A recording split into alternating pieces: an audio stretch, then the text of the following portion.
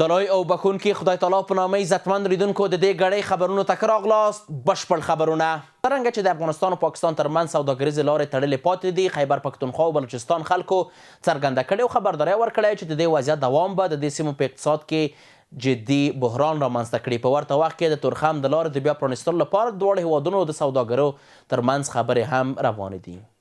د افغانستان او پاکستان ترمنځ د سوداګریزو لارو د بیا پرانیستلو غوښتنې زیاتې شوي. د عوامي ملي ګوند مرکزي شورا ټینګار کړی چې د خیبر پښتونخوا او بلوچستان د خلکو اقتصاد تر ډیره له افغانستان سره په سوداګرۍ پورې تړلی دی. شورا له افغانستان سره د سوداګریزو لارو تړل کېدل د دغو سیمو پر اقتصاد برید بللی او د لارو د سملاسي بیا پرانیستلو غوښتنه یې کړې ده. د ګوند مرکزي شورا غړو په یوې ناسته کې له افغانستان سره روان تاوتریخوالی د سیمې د سولې لپاره خطرناک بللی او ټینګار یې کړی چې جګړه تر هیڅ شرایطو لاندې د ستونزو حل لار نه ده. بانشاستی که 2 مراتب آنلاین با تاجرای پاکستان صورت گرفته و هم معتقد است و ما هم معتقد هستیم که رابندی به نقص هر دو کشور است و با میلیون ها دلار به اقتصاد هر دو طرف ضرر میرسانه و باید یک راه حل برشان پیدا شود و در این فیصله شده که روابط بین دو سکتور خصوصی ادامه پیدا کنه و سبا شاید یک 6 نفر در تورخم اگر لازم باشه ببینند که چی سناروی و چی پیشنهادات داشته باشه که در بیان خود صحبت بکنیم و به دولت‌های خود مشخصا پیشنهاد بکنیم. واقعا که راه باید خلاص شود و هم فشار سیاسی است در پاکستان از طرف احزاب و همچنان مردم و هم کسایی که بیکار شده و هم ما تلاش میکنیم که همین کانتینرهای ما که بند است که او خلاص شد. د دوی په وینا افغانستان او پاکستان باید د یو بل حاکمیت ته درناوی ولري او ټول ستونزې د خبرو اترو او ډیپلوماټیکو لارو حل او فصل کړي. په همدې حال کې د فرضي کرښې هغې غاړې ته د لنډې کوټل په سیمه کې د لارو د پرانیستلو په اړه یوې ولسي غونډه هم شوې ده.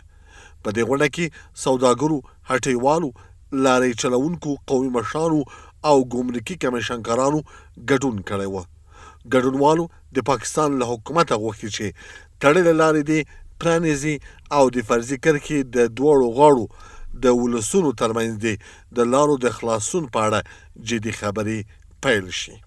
اما متاسفانه که پاکستانی ها همیشه تمام مسئله از بود سیاسی دیده و هر از گاهی مشکلات به افغانستان و تجارت افغانستان اینا ایجاد کرده. برای فکر میکنم تا زمانی که پاکستانی ها یک تضمین قوی به حکومت افغانستان نده، ایرا به صورت ممکن نیست که باز شود و این فرصت استثنایی به افغانستان بعد از متوقف شدن تجارت با پاکستان به افغانستان رخ داد که افغانستان بتونه از ظرفیت‌های خود استفاده بکنه که الحمدلله امروز افغانستان در بخش‌های مختلف به خودکفایی رسیده و افغانستان تونسته که وابستگیش به پاکستان کاهش پیدا بکنه و با بیشتر از 80 کشور دنیا مرابطات خوب تجارتی خود داشته باشه. دا په داسې حال کې ده چې د افغانستان د سوداګرۍ او پانګونې خونې پرون د پاکستان د سوداګرۍ او صنعت خونې سره خپله دویمه انلاین ناسته د دواړو هیوادونو ترمنځ د سوداګریزو لارو د بیا پرانیستلو په موخه ترسره کړه. د خپرې شوې خبرپاڼې له مخې د افغانستان د سوداګرۍ او پانګونې خونې عمومي رئیس سید کریم هاشمي ویلي چې د سوداګریزو لارو تړل کېدل د دوړو هیوادونو د سوداګرۍ او اقتصاد لپاره جدي زیانونه لري او ټینګار کړی چې د افغانستان او پاکستان د سوداګریزو خونو ترمنځ نږدې همکاري اړینه ده.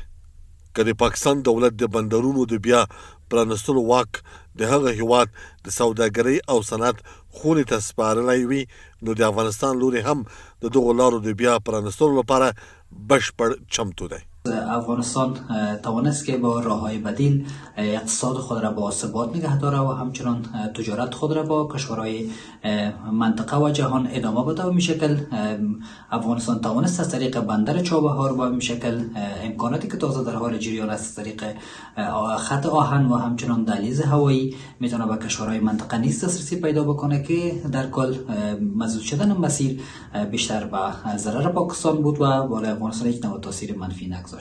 د پاکستان د سوداګرۍ او صنعت د خونې مسؤلینو هم په دې ناسته کې منلې چې له افغانستان سره د لارو تړل کېدل د سوداګرۍ په ځانګړي ډول د پاکستان د صادراتو لپاره زیانمن تمامېږي. په خبرپاڼه کې دا هم ویل شوي چې د افغانستان د سوداګرۍ خونې وړاندیز کړی تر څو راتلونکې ناسته د پاکستان د سوداګرۍ خونې د شپږو استازو او د افغانستان د خونې د شپږو استازو په ګډون راتلونکې اونۍ د جلال آباد په ښار کې ترسره شي. هغه وړاندیز چې د پاکستاني لوري لخوا هم منل شوی. شنونکي باور لري چې که د دواړو هیوادونو ترمنځ سوداګریزې لارې بیرته پرانیستل شي نو دا به نه یوازې د سیمې پر اقتصاد مثبت اغیزې ولري بلکې د دواړو هیوادونو ترمنځ د اعتماد فضا به هم پیاوړې کړي. د بغلان د ترافیکو مدیریت د شمیرو له مخې د روان لمریز کال په لومړیو 9 میاشتو کې نږدې 800 کسان په ترافیکي پیښو کې مړه او ټپیان شوي دي چې ښځې او ماشومان هم پکې شامل دي. د ترافیکي مدیریت د چارواکو په وینا ډیری دا پیښې د سالنګ په لویه لار کې رامنځته شوي دي. د روان لمریز کال له پیل راهیسې 9 میاشتې تېرې شوې دي او په بغلان ولایت کې د 529 ترافیکي پیښو په پایله کې نږدې 800 کسان ټپیان او وژل شوي دي. د ولایت د ترافیکو ریاست د شمیرو له مخې په دې پیښو کې د ښځو او ماشومانو په ګډون 115 کسان وژل شوي او لږ تر لږه 640 نور ټپیان شوي دي.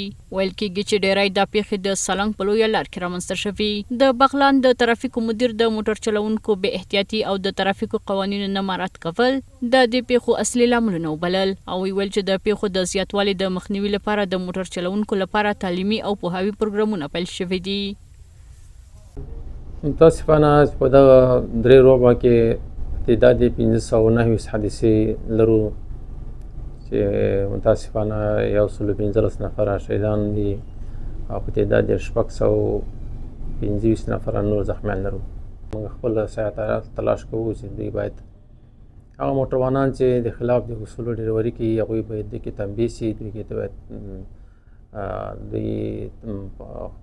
دوی باید خپل سعی تلاش سره دغه درسونه او کوم مقررات د ډریوري چې دي هغه دوی یاد کړي او په همغه مسیر باندې حرکت وکړي.